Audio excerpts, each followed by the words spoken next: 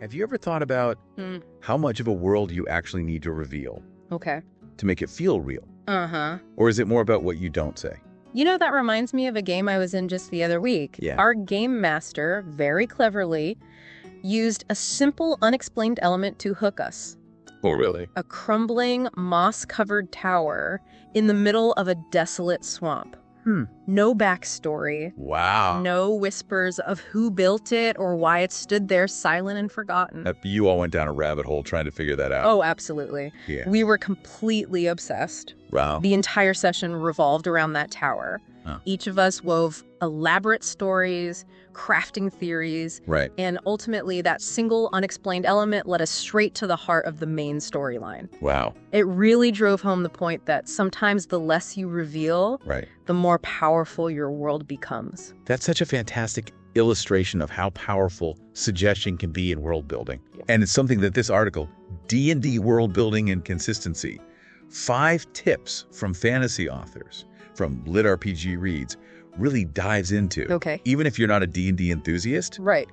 this piece has some absolute gems for anyone interested in how compelling worlds are built. It truly does. Yeah. What makes it so effective is how it uses examples from well-known fantasy authors, Yep. like Brandon Sanderson, V.E. Schwab, and George R.R. Martin, to make these tips tangible and easy to understand. Let's jump right into the first tip, shall we? Okay. It's all about implying depth beyond the surface. A concept the article cleverly refers to as the iceberg principle, Right. coined by the master of intricate world building himself, Brandon Sanderson. Okay. The idea is that much like an iceberg with its massive bulk hidden beneath the water, the majority of your world should remain unseen. Okay. You offer glimpses, hints, but you never spell everything out. And the beauty of that approach is that it invites your audience to participate in the world building. Whether you're a game master running a tabletop RPG or an author writing a novel, Yeah. by not over-explaining, you're giving your audience space to fill in the blanks with their own imaginations. I see. And that, in turn, makes the world feel infinitely vaster and more intriguing. The article gives some brilliant examples of how to put this principle into practice. Okay. I love the idea of a map with vast blank areas labeled Forbidden Zone Right. or Here Be Monsters. Oh, it's brilliant, isn't it? Yeah. You don't need to spend pages describing what terrors might lurk in those zones. Right. The very fact they're marked as off-limits is enough to trigger the imagination, suggesting something fascinating, dangerous, Right. and utterly irresistible to explore. Exactly. Yeah. Or imagine stumbling upon ancient texts filled with strange symbols in an undecipherable script. Oh, wow. It's an instant mystery that begs to be solved. And it adds a layer of authenticity to your world. Yeah. Think about it in our own world. We don't have a handy guidebook explaining every culture or historical event. We're constantly making new discoveries, Yeah. deciphering lost languages, Right. and piecing together fragments of the past. That sense of the unknown is what makes exploration so exciting. Which brings us to the next tip. Okay. And this one's all about injecting personality into your world instead of just a static backdrop. Yeah. The article suggests treating the world as a character itself, Right. an approach championed by V.E. Schwab. Okay. She envisions her worlds as active forces, Yeah. almost like living, breathing beings, complete with quirks Right. and a will of their own. It's a fascinating approach, isn't it? Yeah. It elevates the world from mere setting to an entity that can shape the story Right. just as much as any other character. I see. Then, as the article points out, Yeah. to make this work, Right. you need to give your world distinct traits. Does it have a predictable climate? Or is it prone to sudden violent storms? Wow. Does it follow strict, unchanging laws? Or is it a place of wild, untamed magic? The article gives a really cool example of this. Imagine a kingdom where the land itself reacts to the actions of its people. Oh, wow.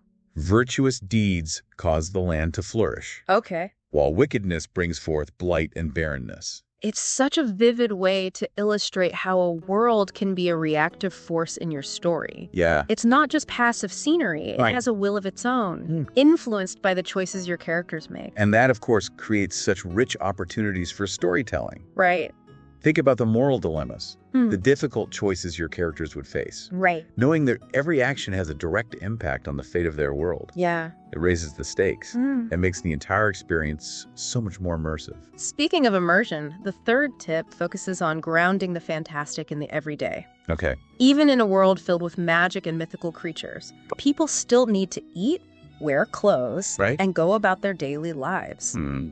The article highlights how Margaret Atwood, known for her incredible ability to weave the mundane into the extraordinary, utilizes this principle to make even the most fantastical settings feel incredibly authentic. It's about remembering that your world is inhabited by people, and people have needs and routines. Right. The article suggests focusing on seemingly insignificant details like food, clothing, and daily rituals to bring that sense of reality to the forefront. Right. Imagine describing a bustling market square, for example. Yes, but not just a bustling market square. Paint a picture for your audience. Okay. The aroma of sizzling goat skewers and spices wafting through the air. Wow. The vibrant colors of fabric spilling from stalls. Right. The rhythmic clang of a blacksmith's hammer. Maybe even throw in a stray dog weaving through the crowd, dodging busy feet. It's those tiny, specific details that truly bring a scene to life. Yeah. And not only that, they create a sense of place and purpose, making the world feel lived in and believable. And it goes beyond just sights and sounds. Think about the cyclical nature of life. The changing seasons, and how they might affect the rhythm of your world. How do the people prepare for winter? Right. What festivals or traditions mark the turning of the year? Wow. These details subtly reinforce the passage of time, further grounding your world in a sense of reality. And those everyday details, the routines, the rituals, they provide a sense of normalcy. Yeah. A baseline against which the extraordinary events of your story can truly stand out. Precisely. It creates a beautiful contrast, reminding us that even in the most fantastical of worlds, life in all its mundane and magical forms goes on. I see. You know, it strikes me that while this article we've been discussing is geared towards fantasy authors, these tips about world building can really be applied to any creative endeavor that involves building a world. Absolutely. Whether you're crafting a fantasy novel, designing a video game, or even just brainstorming a new story idea. These principles can be incredibly useful in helping you create a world that feels believable and draws your audience in. Exactly. It's all about creating that sense of depth and complexity that makes a world feel real, even if it exists purely in our imaginations. Exactly. And it's fascinating how much we can achieve with just a few well-placed details and a thoughtful approach to world building. So far, we've talked about implying depth beyond the surface, using Sanderson's iceberg principle to create a sense of mystery and vastness. And we've discussed the power of treating the world as a character, giving it agency, allowing it to react to the choices characters make. We also explored the importance of grounding the fantastical in the everyday, using those small, mundane details to make a world feel more relatable and authentic. Which brings us to our next tip. And this one is all about establishing consistent rules and laws. Ah, yes. The importance of creating a framework, a set of guidelines that govern how things work within your world. Exactly. And this applies to everything, from magic systems to political structures, social customs, even the laws of physics, if you're venturing into the realm of science fiction. The article uses Tolkien's Middle-earth as a prime example of a world with meticulously crafted rules and lore. Tolkien created languages, histories, an entire system of magic, all with their own internal logic and consistency. And it's that attention to detail, that commitment to creating a cohesive and believable system that makes Middle-earth feel so real and immersive. But as the article points out, your rules don't have to be as complex as Tolkien's to be effective. What matters is that you establish a clear framework that governs how things work within your world, and you stick to it. And this is where Sanderson's insight about limitations comes into play. Okay. He argues that limitations, especially in magic systems, are often more interesting than unlimited possibilities. I see. Because constraints force you to be more creative. Right. To think outside the box. Yeah. And find clever ways to work within the established rules. It's like the old adage, necessity is the mother of invention. Exactly. When your characters can't simply wave a wand and solve every problem, they have to think strategically, to use their resources wisely, and to make difficult choices. The article gives the example of wizards needing crystals to recharge their magic. Okay. That one simple limitation creates all sorts of interesting possibilities for storytelling. Maybe those crystals are rare and difficult to obtain. Or perhaps they have dangerous side effects if used improperly. Suddenly magic is no longer a free-for-all. Right. It's a resource that must be managed carefully, with consequences for overuse or misuse. And that makes the use of magic much more meaningful and impactful in your story. It also adds a layer of tension and suspense. Right. As your characters have to weigh the risks and benefits of using their powers. And this concept of limitations can be applied to other aspects of world building as well. Oh, absolutely. Think about political systems, for example. If there's a monarchy, what are the rules of succession? Right. Are there checks and balances on the king's power? Or if there's a complex system of trade. Okay. What are the most sought-after commodities? Right. What are the trade routes like? And what dangers do merchants face along the way?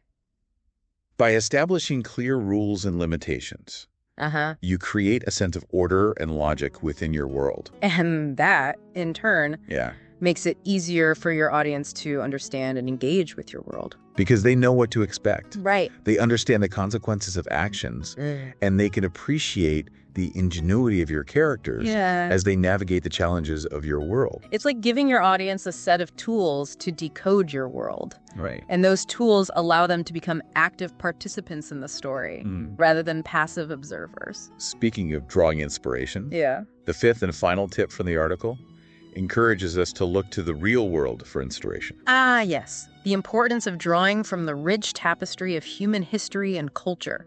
The article cites George R.R. Martin's A Song of Ice and Fire as a masterclass in weaving real-world influences into a fantasy setting. Martin draws heavily on medieval European history, cultures, and political systems. And it's that grounding in reality, that sense of familiarity that makes Westeros feel so believable and engaging. But as the article emphasizes, the key is adaptation, not imitation. It's about taking inspiration from real-world cultures, but then filtering those influences through your own unique lens. You don't want to simply copy and paste elements from existing cultures. Instead, you want to capture the essence, the feeling, the underlying principle. And then you twist those elements, blend them with your own ideas, and create something new and original. So, for example, you might be inspired by the architecture of ancient Rome. But instead of recreating Roman buildings exactly, you might blend those elements with the intricate designs of Islamic art. Or you could take inspiration from the samurai culture of Japan. But imagine a world where those warriors wield magical katanas Wow. and ride giant six-legged lizards into battle. It's about finding those points of inspiration. Right. And then letting your imagination run wild. The possibilities are truly endless. And the article encourages us to be respectful when drawing inspiration from real cultures. Absolutely. It's crucial to approach this process with sensitivity and a genuine desire to learn and understand the cultures we're drawing from. Because we want to honor the rich history and traditions that inspire us, not reduce them to mere stereotypes or caricatures. Now, I know we've been discussing these tips in a fairly abstract way. Perhaps it would be helpful to consider a more concrete example. I think that's a great idea. Okay. Let's say we're building a fantasy world with a desert-dwelling nomadic people. Perfect. Now, how can we use these tips to flesh out that culture and make them feel truly distinct and memorable? Well, we could start by applying the iceberg principle, hinting at a mysterious past for these nomads. Maybe there are ancient ruins scattered across the desert. Remnants of a once great civilization. That these nomads are descended from. But no one remembers exactly what happened to that civilization. Only that it vanished centuries ago. Leaving behind these enigmatic structures. And perhaps those ruins hold secrets. Ooh. Like what? Forgotten magic. Or even dangerous creatures that the nomads avoid at all costs.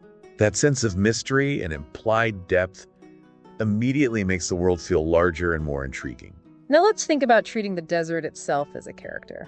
Ooh, I like this. Maybe the desert is a harsh and unforgiving mistress. Constantly testing the nomad's strength and resilience. Perhaps there are powerful sandstorms that sweep across the land. Or maybe there are hidden oases that appear and disappear like mirages. And the nomads have learned to adapt to these challenges. Developing a deep respect for the desert and its unpredictable nature. We could even imagine that the desert itself has a kind of consciousness. A spirit that watches over the nomads. Maybe the nomads believe that if they anger the desert spirit, they will face misfortune or even death. That adds a whole new layer of depth and complexity to their relationship with their environment.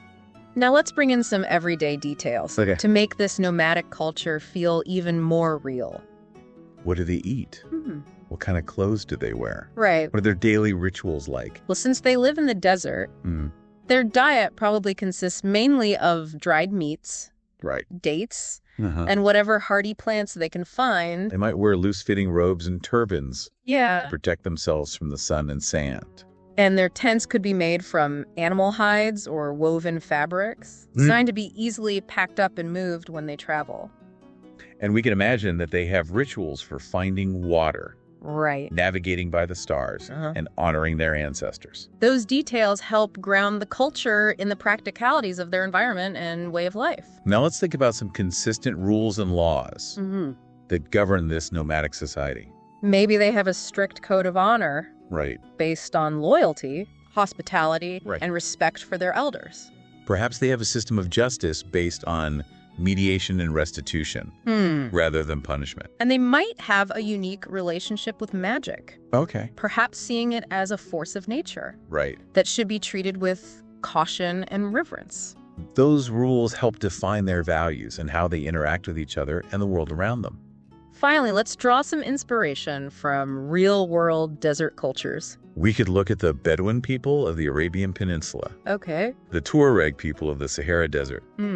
Or the Aboriginal people of the Australian outback. Each of those cultures has a unique history, traditions, and way of life that we could draw from. But remember, it's about adaptation, not imitation. Right. We wouldn't want to simply copy those cultures wholesale. Instead, we would take inspiration from certain elements, like their clothing styles, their music, their storytelling traditions, or their spiritual beliefs.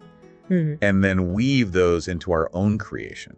And we could even blend elements from different cultures together to create something truly unique and original. For example, we might imagine that our nomadic people have a storytelling tradition, similar to that of the Aboriginal Australians. But their musical instruments are inspired by those of the Tuareg people. And maybe their clothing styles have a touch of Bedouin influence, but with a distinct color palette and patterns that are specific to our world. By carefully selecting and adapting these real-world influences, we can create a desert-dwelling nomadic culture that feels both familiar and utterly unique. It's like we're building a mosaic. Taking pieces from different sources and arranging them in a new and compelling way. And the result is a world that feels rich, diverse, and full of life. So we've seen how these 5 world-building tips can be applied to create a specific culture. But these principles can be used to develop any aspect of your world, from entire continents and kingdoms to individual cities and towns. From the smallest details of everyday life to the grand sweep of history and mythology. By using these tips as a guide, we can transform our creative visions into immersive and believable worlds that will captivate our audiences. And who knows? Maybe our worlds will inspire others to create their own amazing world filled with wonder and possibility. Now, I know you've been working on your own world, and I'm dying to hear more about it. Well, I've been experimenting with this idea of the world as a character. Okay. But taking it a step further. Oh, do tell. Imagine a world where the land itself is sentient. But instead of overt actions, it communicates through dreams and visions. That's such a cool concept. So the people in this world receive messages from the land through their dreams. Exactly. But those dreams are often cryptic and open to interpretation, leaving the characters to decipher the true meaning and will of the land. I love it. It has this element of mystery and uncertainty where the characters are constantly seeking to understand these messages and their implications. It's like a constant dialogue between the people and the land. Right. But it's a dialogue that takes place in the realm of dreams and subconscious. And what about the land itself? Does it have its own motivations and desires? Absolutely. Okay. It's not just a passive entity. It has its own agenda, its own fears and hopes. Wow. And it's trying to guide the people towards a certain destiny. I'm picturing a scene where a young warrior keeps having a recurring dream about a giant tree with leaves that shimmer with an otherworldly light. And the elders of his tribe believe the tree is a symbol, a message from the land, calling him to a specific location, but they don't know why. Perhaps the tree is a source of ancient magic. Or maybe it's a gateway to another realm. Or perhaps the land itself is in danger, and it's trying to warn the people through this dream. It's amazing how many possibilities this concept opens up. And it makes the world feel so much more alive and dynamic. It's not just a static backdrop. Right. It's an active force that's shaping the story and influencing the lives of the characters. I'm also playing with the idea of different regions of this world having distinct personalities. So it's not just the world as a whole that's sentient, but individual regions have their own unique consciousnesses. Exactly. Maybe there's a mountainous region that's known for its wisdom and tranquility. And people who travel to those mountains often have dreams of clarity and enlightenment. But there might also be a dark forest that's full of secrets and danger. Yeah. And people who venture into that forest right. might have nightmares of shadowy creatures and ancient curses. I love how this concept adds a whole new dimension to exploration and travel. It's not just about physically moving through the world. Right. It's about encountering different consciousnesses and trying to understand their perspectives. And it creates a sense of wonder and awe. Yeah. Knowing that every corner of the world right. might hold a unique and potentially transformative experience. It's like the world is a giant puzzle. And each region is a different piece that we need to fit together to understand the bigger picture. But that puzzle is constantly shifting and evolving as the land itself grows and changes. And the characters are constantly learning and adapting, trying to keep up with the rhythms of this living, breathing world. I'm so excited to see where you go with this. Thanks. I have a feeling it's going to be an incredible story. I'm really enjoying the process of bringing this world to life. I don't know about you. Yeah. But after exploring all these fascinating world-building techniques, I'm feeling incredibly inspired. Me too. It's remarkable how a handful of guiding principles can unlock so much creative potential. It really makes you realize that world building, isn't just for fantasy novelists or game designers. It's a skill that transcends those boundaries.